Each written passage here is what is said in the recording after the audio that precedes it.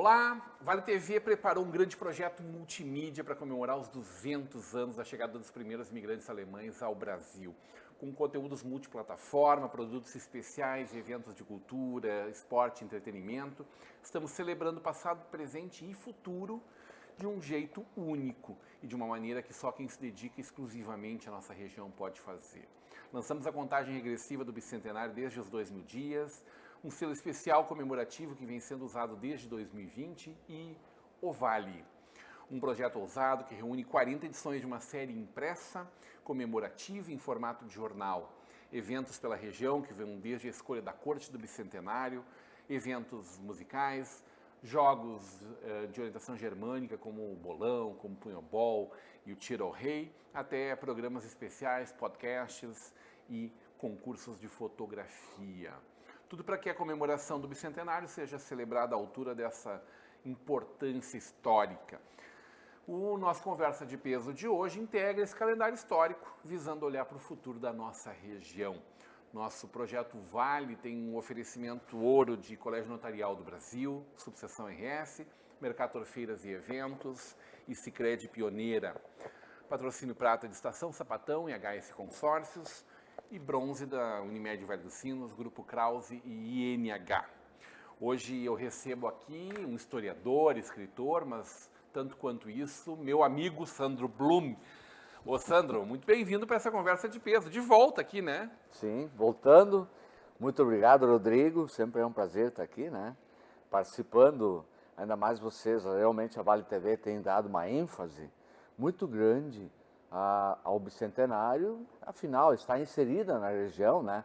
Mas praticamente no coração, né? Onde foram as primeiras colônias alemãs do Rio Grande do Sul, né? Conta para mim de quantos livros na conta, Sandro Blum. Estamos indo pro... Já começamos a escrever o 9º. É o terceiro livro que acaba de sair, da parceria, da coautoria com Felipe Kuhn Braun, né? Que é o livro das histórias de São Sebastião do Caí, Porto dos Guimarães, que é o nosso terceiro trabalho concluso, né? E estamos indo para o 4º. E tem funcionado bastante. Está funcionando essa parceria Sim, porque o Felipe, ele tem um acervo fotográfico enorme, né? E também ele é o cara da genealogia. E gosta de pesquisa também, ir a campo na sim, pesquisa, né? Sim, com certeza. A genealogia eu não consigo, muitas vezes, guardar muito nomes. Ele encontra alguém na rua e praticamente todo mundo é parente dele, né?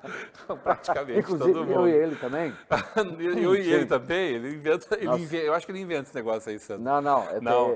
Eu já pesquisei, fui atrás. Tô brincando, é claro que tirar... sim. Eu brinco com ele, ele fica vermelho, aquele alemão fica vermelho. Não, mas ele vai pra rua e diz, olha só o meu parente.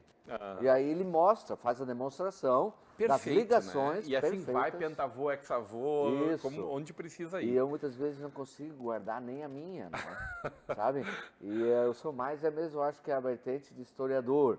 Lógico, genealogia é muito bacana, né? Sandro, tem um aspecto muito importante que eu quero conversar contigo aqui, que é exatamente a forma como era tratada a saúde e a doença desde esses 200 anos, desde a chegada dos nossos imigrantes.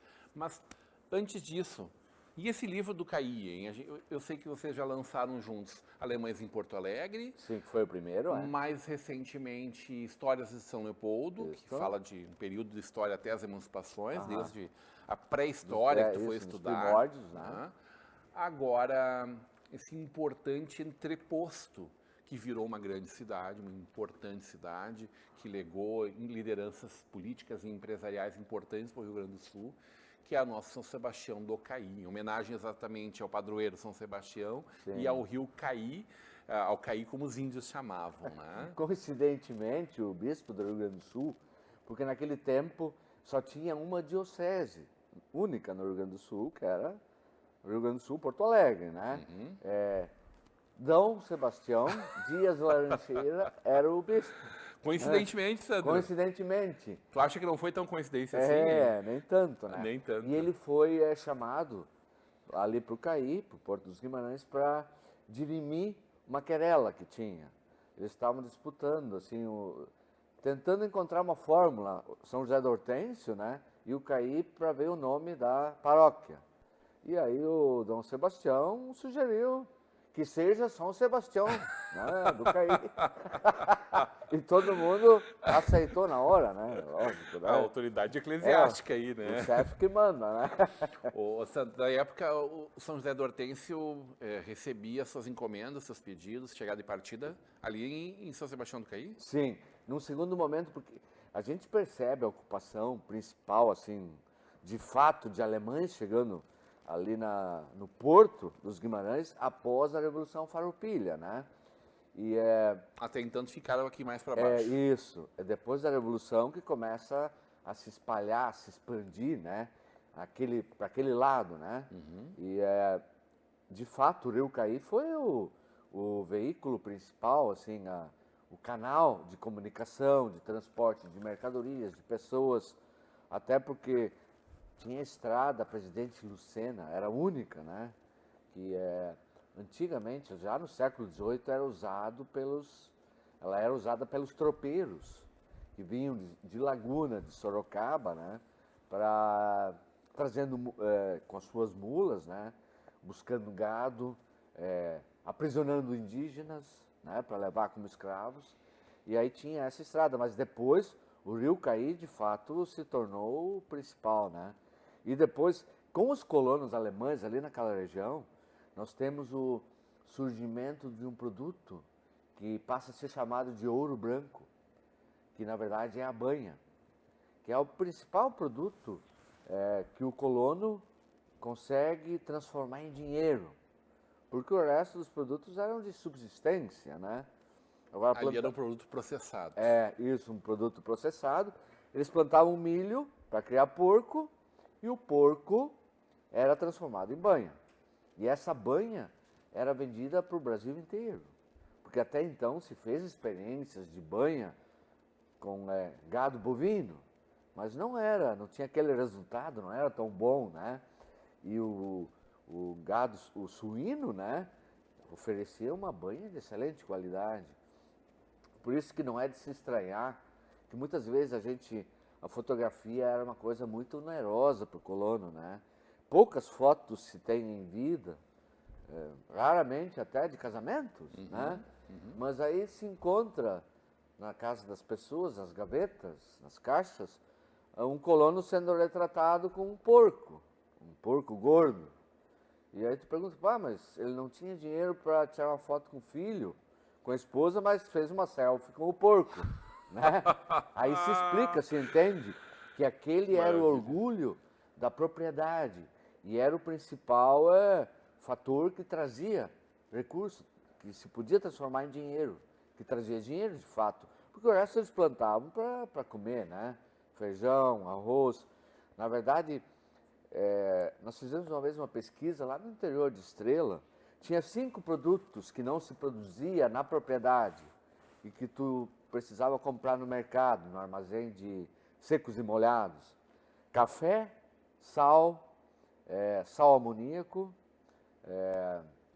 erva mate, que eles também não tinham aqui, tinha no interior do Rio Grande do Sul.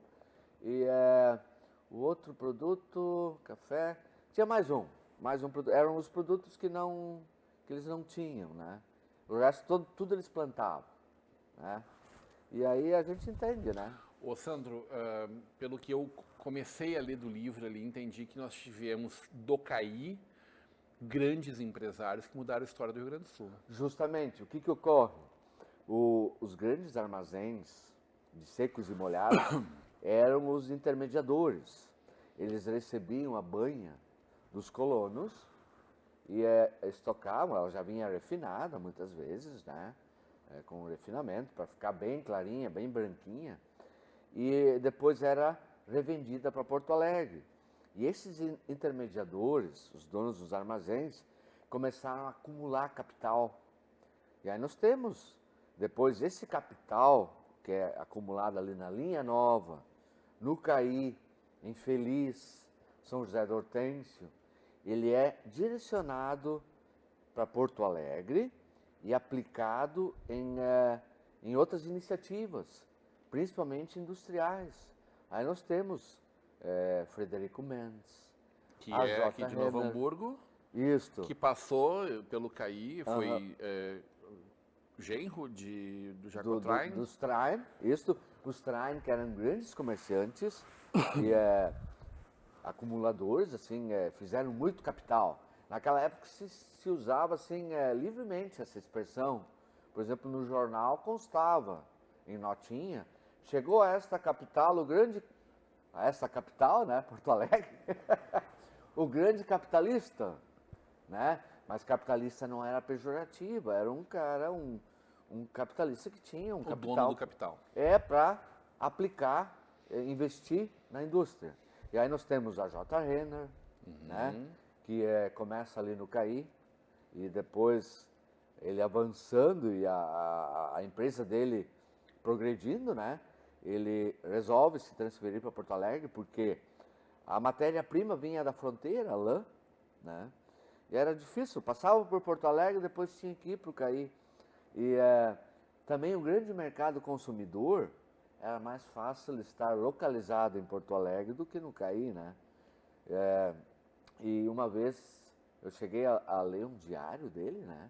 Ele levava 2 dias, 3 de vez em quando, assim, saía numa sexta de noite e voltava no domingo, quase segunda-feira, de Porto Alegre. Tinha que pegar trem, era trajeto de cavalo, depois trem, barco, e aí visitava as empresas em Porto Alegre, né? E o Frederico Mendes apoiava muito ele, né? Porque esse era um comerciante muito grande, Frederico Mendes, né? Foi um dos mais ricos do Brasil na época dele, sim, né? Eles construíram um império. Bancário, empresário. Ele foi para vários setores. Bancário, né? Não, banqueiro, né? Dono de banco. Ele se espalhou em termos de seguradora. Foi sócio da J. Renner no nascimento da Renner, sim. Né? Porque hoje a gente conhece como Lojas Renner era... Era a J. Renner, que progrediu... E Tintas Renner também nasceu ali com Também. Né? Mas a fábrica de vestuário começou ali no CAI, né? Ali no porão de uma... O famoso ponche que ele fazia. Isso. É que ele criou um ponche, que é uma capa de chuva, na verdade, que era adaptado ao gaúcho, que era mais largo e ele podia usar isso na montaria, em cima do cavalo. Isso deu muito certo, nós falamos do Train, Jacob Train, Oderich, que até hoje... Né?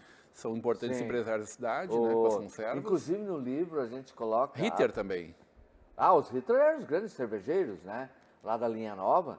Inclusive a esposa do Oderich era Ritter, né? A Henriette Ritter era esposa do Adolf Oderich. Na época que o Adolf ele veio da Alemanha para ser caixeiro viajante. E de fato foi, né? Em seguida ele ia no armazém ali dos Train, dos Ritter, né? Passava ali na linha nova, no CAI, no Hortêncio, e se apaixonou pela Henriette. E aí essa carta, a primeira, onde ele se declara formalmente para a futura esposa, né? A gente tem uma reprodução, né? Não cheguei a ela ainda, no livro. Tá bem na abertura ali uma Mas tá muito romântico esse livro. Não, ele começa romântico, né? Começa bem romântico. Ô, Sandro, o que não tem muito romântico é quando a gente fala, por exemplo, de doenças mentais, da dificuldade do amparo na saúde dos nossos colonos, dos hospitais que foram sendo construídos ao longo de muito tempo, mas nós passamos ali os primeiros, talvez, 80 anos, 100 anos da nossa imigração com cuidados muito básicos aos nossos imigrantes, os colonos. Basicamente, o cuidado que a própria família podia dar, né? Sim. Porque estava legado à sua própria sorte, assim, né? Era bem precário. A precariedade era o ponto forte. E nós temos já isso... A partir do momento que eles saem da Alemanha, eles já saem assim com uma saúde debilitada, podemos dizer, né? E aí tinham que sair do sul da Alemanha, fazer um deslocamento para o norte para chegar até o porto, porque a Alemanha, a região portuária é no norte, né? Hamburgo, Hannover, Bremen. E aí eram semanas de viagem de carroça, né? Já com a saúde debilitada, depois uma viagem que variava de 60 a 90 dias. Aí eles tinham comida em barris, né? que muitas vezes ainda era sonegada pelo capitão do navio, que se conseguisse economizar alguns barris de cereais, ele podia depois negociar em algum porto, né? Nós tivemos muitos casos assim. Eles chegam então aqui no Rio Grande, depois vêm pela Lagoa dos Patos até Porto Alegre, ficam ali na Casa da Feitoria, e depois nos seus lotes. E praticamente acompanhamento médico não existia, né? O básico, a saúde preventiva e as primeiras alternativas tinham que ser buscadas na própria horta, né? Da casa.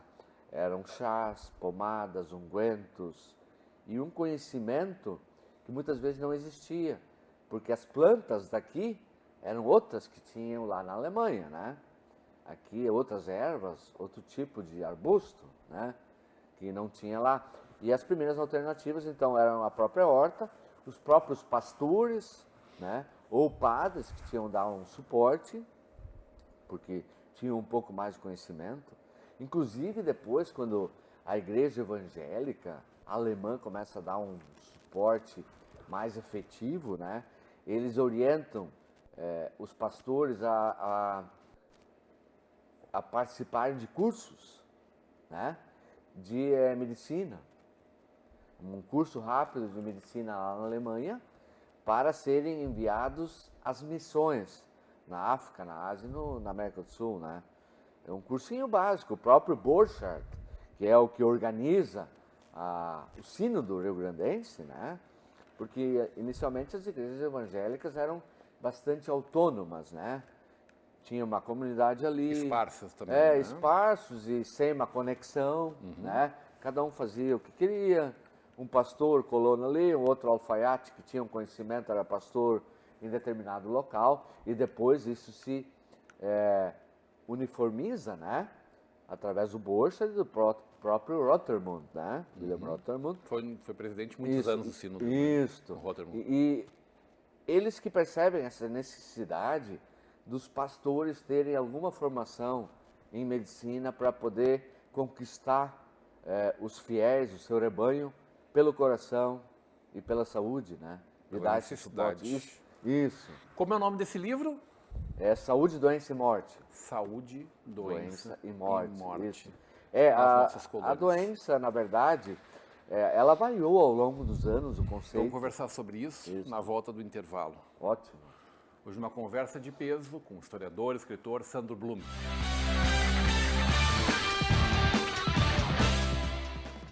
Wer friert uns diesen Moment ein?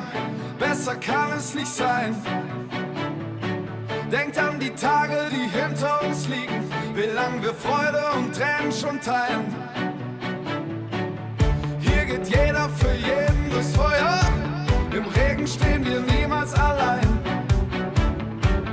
Und solange unsere Herzen uns steuern, wird das auch immer so sein. Ein Hoch auf das, was vor uns liegt, das ist das Beste für uns gibt. Ein Hoch auf das, was uns vereint, auf diese Zeit, ein Hoch auf uns, auf dieses Leben.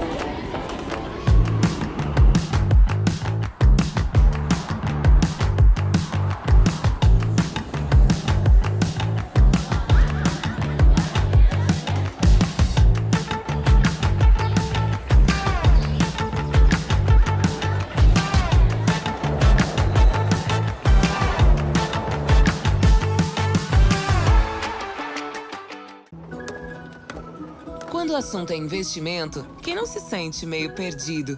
É preciso se orientar pelo mercado, pelos seus objetivos, pelas metas da sua empresa. Por isso que é tão bom contar com o Sicredi, para guiar você na direção certa. Temos poupança, fundos de investimento, renda fixa e previdência. Invista com a gente. Sicredi, aqui seu investimento rende mais do que dinheiro.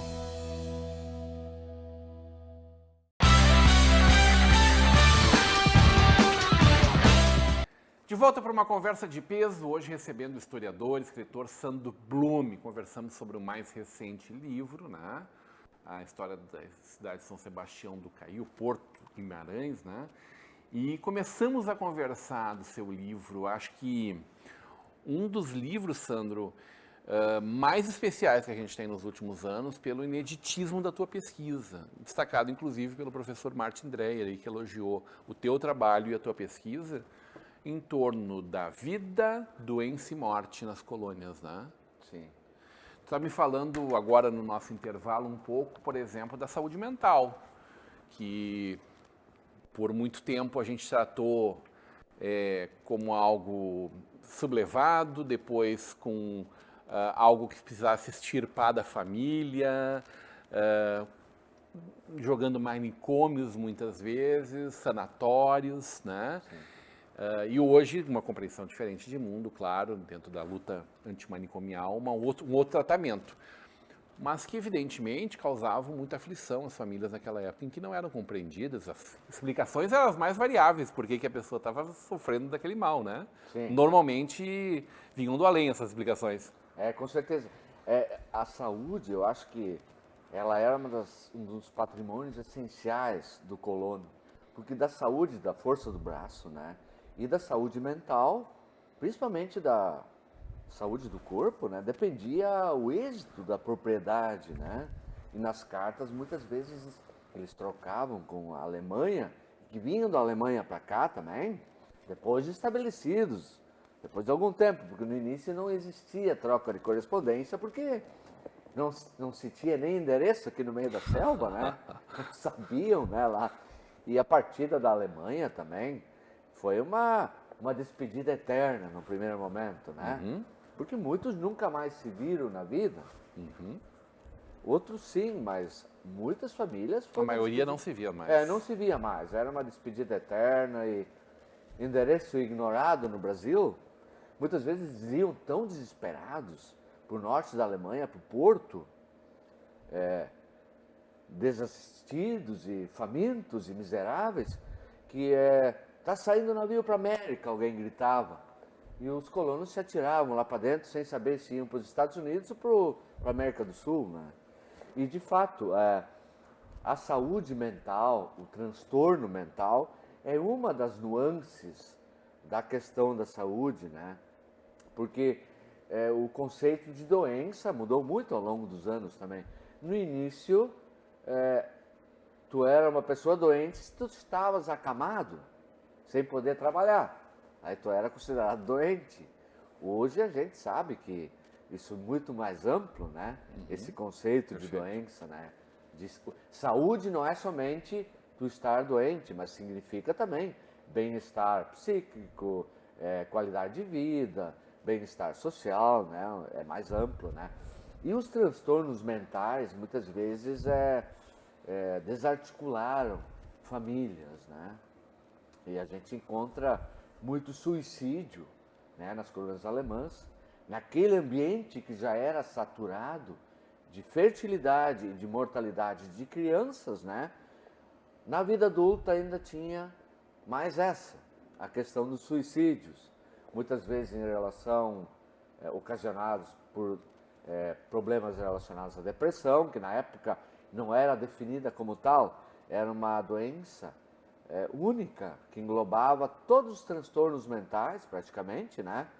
Que era a melancolia. Melancolia, próprio Freud fala sobre ela também, né? Que é a doença da angústia. E aí nós temos ali em Nova Petrópolis, por exemplo, o Joseph Neumann, que em 1928, pai e filho escrevem semanalmente num diário a progressão, o avanço da doença. O pai fala das angústias, da tristeza que ele sente e pede para a família guardar as armas escondidas dele dentro da casa. E realmente fazem isso, escondem, e ele fala da aflição dele, só que certo dia ele tem acesso a uma das armas, né? E realmente ele se dá um tiro e falece, né? E aí, o que acontece? Isso era um pecado muito grande, tu tirar tua própria vida. E como era um cenário muito religioso, muito apegado a Deus, a religião, a resignação divina, né? A família elabora um necrológio, né? E escreve para o padre, né? Assim, eles escrevem no final do necrológio, né? Eu até fiz essa anotação. Por favor. Aqui, ó. O que eles escrevem no necrológio? Porque os necrológios eram elaborados dias depois da morte. Eram uma notícia do falecimento para os parentes distantes e também um agradecimento para aqueles que compareceram, né? Porque os jornais não tinham como fazer isso de um dia para o outro, né? E aí eles escrevem assim, depois de narrar toda a tragédia que tinha acontecido. Hoje seria até antiético falar sobre isso no jornal, né? Perfeito. Né? Mas aí eles escrevem assim, ó: esperamos que Deus não considere esse ato, o ato cometido pelo pai deles, né, como uma ação proposital, e que seja com o nosso pai um juiz benevolente e misericordioso. Ano de 1928. Então, eles tinham que ser descaracterizado o ato suicida, sabe, para ter o perdão divino, né? E assim nós temos ali no Valahai também, no mundo, isso aqui no caso era uma pessoa evangélica, né? Mas nós temos católicos do Valahai, o Nicolau Dapper, se cortando os pulsos, ali na década de 40. E o padre José Maria Kretz, que era vigário de 2 irmãos, chega lá um pouco atrasado para dar a extrema unção. O Nicolau já estava sem vida. E aí, para justificar, então, né, porque o suicida tinha um tratamento diferente até no próprio cemitério, na forma de sepultamento, né, ou era virado, ou era no muro do cemitério, ou não era elaborado o registro.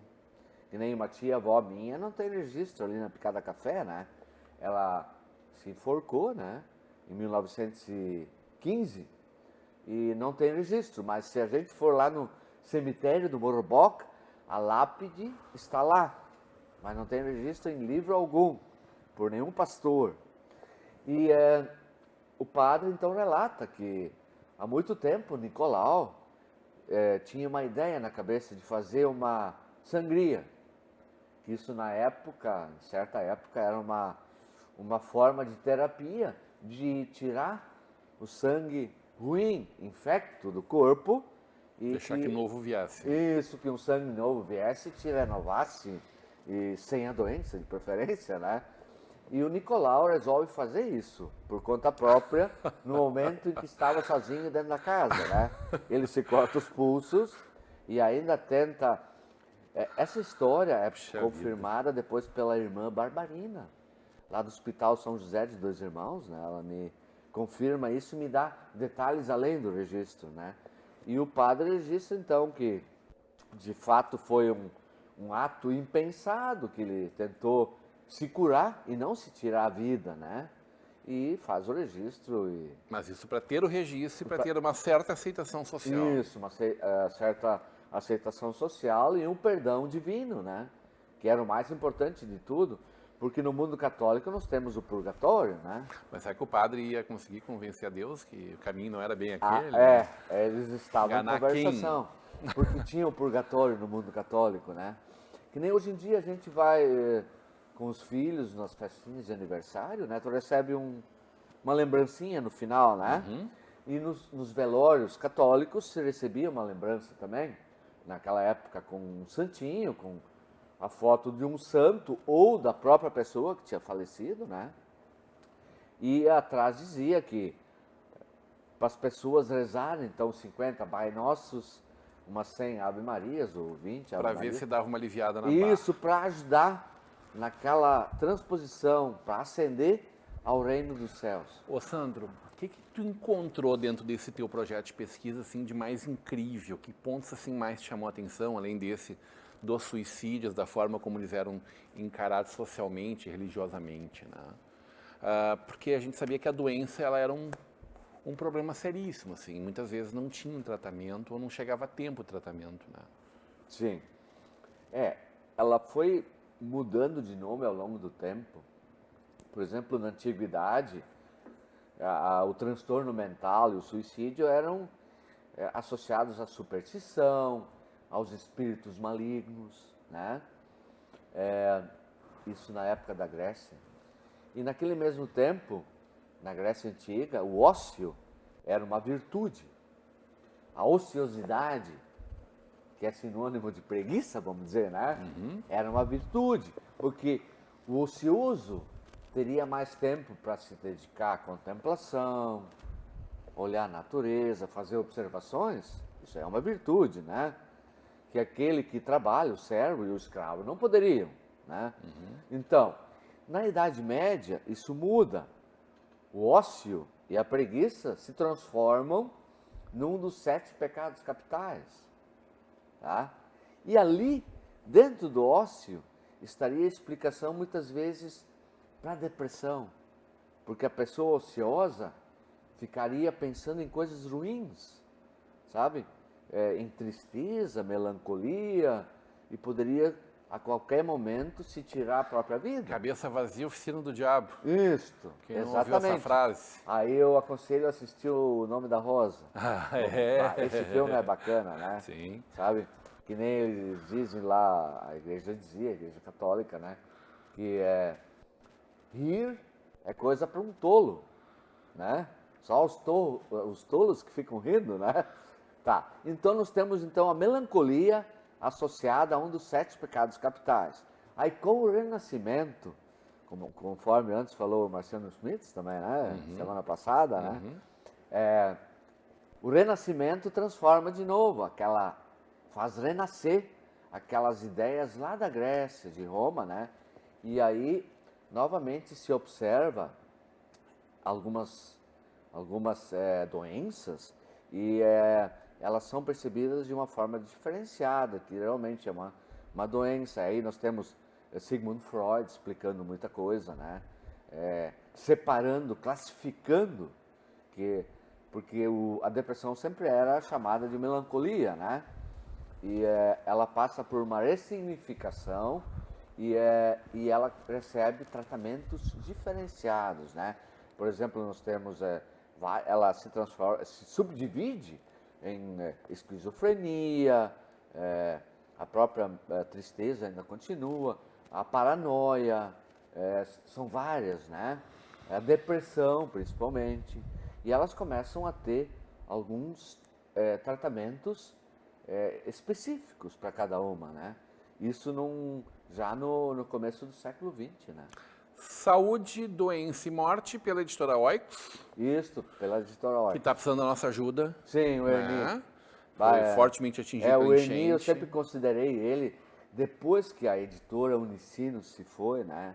Eles fecharam, desativaram a editora Oikos meio que abraçou tudo que estava sendo produzido em torno de historiografia, né? Se especializou e agora passou por essa tragédia, né? E pela Zemult. O São Sebastião do Caí. São Sebastião do É Caí. o nosso segundo livro também pela Zemult, né? E tá correspondendo também, é uma ótima editora. Procurar essas editoras para fazer a compra desses livros aí e o do Kleber Felipe. ali são fantásticos também. Sandro Blume, adorei conversar contigo.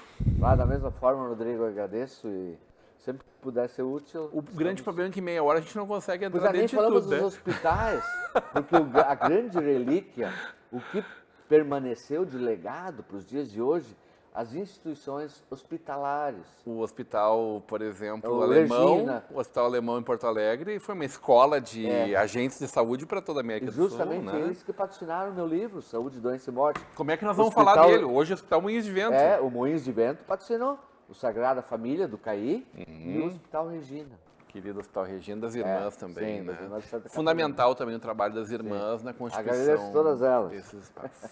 Obrigado, Sandrão. Obrigado, Rodrigo. Hoje uma conversa de peso com o historiador e escritor Sandro Blume. Continue com a programação da nossa Vale TV, da nossa rede Comunidade de Televisão.